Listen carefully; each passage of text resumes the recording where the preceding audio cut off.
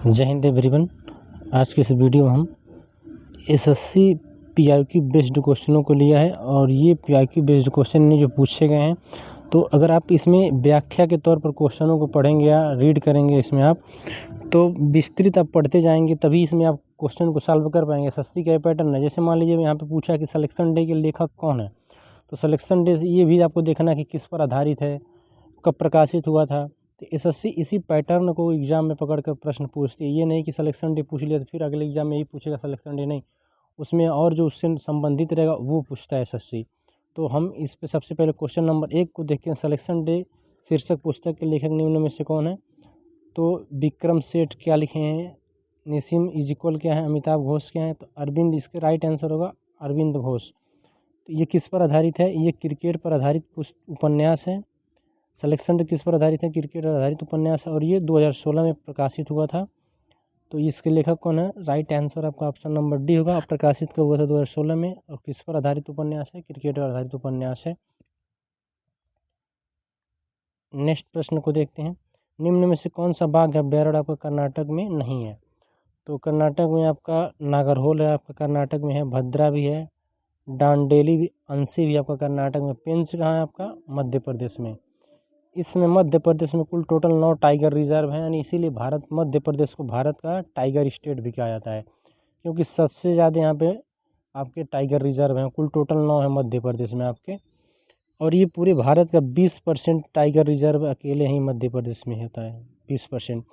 मध्य प्रदेश में आपके कौन कौन से टाइगर रिजर्व हैं? आपका पेंच है, पन्ना है, उसके बाद से बांधवगढ़ है, माधव है, सतपुड़ा टाइगर रिजर्व है, रानी दुर्गावती है, और इसमें और आप इसमें देख लीजिएगा तो ये सभी जो आपके टाइगर रिजर्व हैं एमपी में स्थित हैं, और इसीलिए इसको टाइगर स्टेट कहा जाता है, एमपी को ही। एमपी आपका सबसे ज़्यादा यहाँ पे दाल उत्पादन भी होता है, और मध्य प्रदेश के अमरकंटक से आपकी नर्मदा निकलती है जो पश्चिम दिशा में बहती है, और जबलपुर शहर आपका नर्मदा नदी के तट पर है स्थित है। तो इनमें से कौन सा राइट आंसर होगा इसका? आपका पेंच होगा। राइट आंसर क्या होगा? पेंच। ये पेंच कहाँ है? एमपी में है। बाकी तीनों आपके टाइगर रिजर्व कहाँ पे हैं? कर्नाटक में स्थित हैं। विवेकानंद रॉक मेमोरियल भारत के किस राज्य में स्थित है? तो विवेकानंद रॉक मेमोरियल आपका तमिलनाडु कन्याकुमारी में स्थित है। कहाँ पे स्थित है फ्रेंड? कन्याकुमारी में। ये जो आपका नीचे का हिस्सा दिख रहा है पोर्शन, ये बे ऑफ बंगाल बोलते हैं इसको, बे ऑफ बंगाल है ये। इंडियन ओशियन है, और पश्चिम वाला जो साइड इसको अरेबियन सी बोलते हैं। ये तीनों पॉइंट जहाँ पे ये मिल रहा है, यहीं पर लास्ट छोर पर आपका विवेकानंद रॉक मेमोरियल बना है, और ये 1970 में इसका उद्घाटन हुआ था। कब हुआ था? 1970 में। ये विवेकानंद जी को समर्पित है, और ये यहीं पे स्थित है जहाँ पे तीनों पॉइंट मिलता है। कौन कौन सा? बे ऑफ बंगाल और इंडियन ओशियन और अरेबियन ओशियन। तो ये जहाँ तीनों पॉइंट मिल रहा है वहीं पे स्थित है विवेकानंद रॉक मेमोरियल, तमिलनाडु यानी कन्याकुमारी में। और कब उद्घाटन हुआ था इसका? 1970 में। निम्न में से कौन सा त्यौहार उत्तराखंड में मनाया जाता है? तो उत्तराखंड में आपका जो त्यौहार मनाया जाता है ये फूलदेई त्यौहार आपका उत्तराखंड में मनाया जाता है। उत्तराखंड में आप देखेंगे कुल टोटल यहाँ पे 5 प्रयाग है आपका। कर्ण प्रयाग है, नंद प्रयाग है, विष्णु प्रयाग है, कृष्ण प्रयाग है। तो इसमें कुल टोटल यहाँ पे 5 प्रयाग हैं। अलकनंदा है, मंदाकिनी है, पिंडर है। इस तरह की कुल टोटल 4-5 नदियाँ वहाँ पे हैं। गंगा जी का भी निर्माण वहीं पर अलकनंदा और भागीरथी जब देवप्रयाग में मिलती हैं तो वहीं से गंगा नदी का नाम भी गंगा पड़ जाता है। नेक्स्ट क्वेश्चन है आपका कि भारत के मानवादी का कार्यकाल कितना होता है?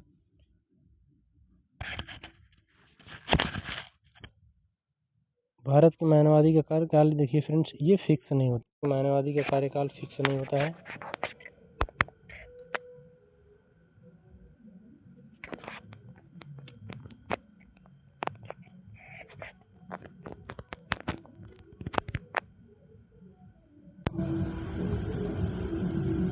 ये 5 वर्ष दिया है, 3 वर्ष दिया है, 65 वर्ष दिया है, संविधान द्वारा तय। देखिए जो मानवादी होता है अनुच्छेद 76, भारत के संविधान के अनुच्छेद 76 में मानवादी के बारे में दिया गया है।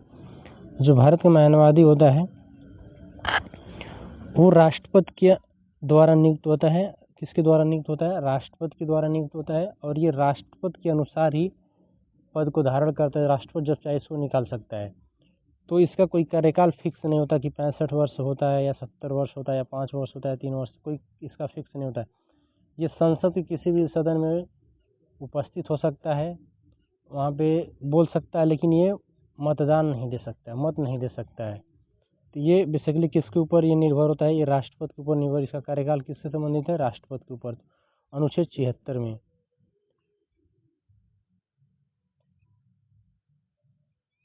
कालबेलिया घूमर नृत्य किस भारतीय राज्य में मनाया जाता है? तो कालबेलिया जो है आपका फ्रेंड्स राजस्थान में, ये सपेरा जनजात के द्वारा मनाया जाता है। किसके द्वारा? सपेरा जनजात के द्वारा मनाया जाता है। घूमर भी आपका राजस्थान में मनाया जाता है। जो कालबेलिया है ये, इसे सपेरा जनजात के बना, और इसे सांपों का भी नृत्य इसको बोलते हैं। यहाँ स्त्री पुरुष दोनों इस नृत्य को करते हैं, सपेरा जनजात के होते हैं। तो कालबेलिया नृत्य आपको किससे संबंधित है? सपेरा जनजात से ही। ये भी पूछ सकता है कौन सा नृत्य सपेरा जनजात बोला था? कालबेलिया को। कहाँ का है ये? राजस्थान का है। घूमर भी आपको कहाँ का है? राजस्थान का है। निम्न में से कौन सा एकमात्र भारत के प्रधानमंत्री प्रधान जिन्हें भारत रत्न और निशान पाकिस्तान मिला है? तो वो थे आपके मोरारजी देसाई। कौन थे? मोरारजी देसाई थे। डॉक्टर मनमोहन सिंह, इनके जब ये वित्त मंत्री थे मनमोहन सिंह 1991 में, तो इसी समय भारत की आर्थिक स्थिति बहुत डगमगा गई थी। तो LPG यानी लिबरलाइजेशन, प्राइवेटाइजेशन और ग्लोबलाइजेशन यानी निजीकरण किया गया था आपका, उदारीकरण किया गया था और वैश्विकरण किया गया था अर्थव्यवस्था को। तो 1991 में भारत ने अपनाया था कौन सा? LPG वाला जो मॉडल है। उसमें वित्त मंत्री कौन थे? मनमोहन सिंह थे ये। और इस प्रश्न का राइट उत्तर होगा आपका मोरारजी देसाई, इन्हीं को मिला था। टिहरी बांध किस नदी पर स्थित है? तो टिहरी बांध आपका है भागीरथी में, और ये कहाँ पे? उत्तराखंड में ये स्थित है। सतलुज ब्यास, और ये आपका पता है आपकी पंजाब हिमाचल से बहते हुए चले जाते हैं पाकिस्तान। भिलंगना आपका भी वहीं पे स्थित है उत्तराखंड में। टिहरी बांध आपका कहाँ स्थित होगा? भागीरथी नदी पर, उत्तराखंड में। भारत की महिला कबड्डी टीम ने एशियाई खेलों में अपना पहला स्वर्ण पदक कब जीता था? तो ये फ्रेंड्स जीते थे सब ऑप्शन नंबर बी 2010 में।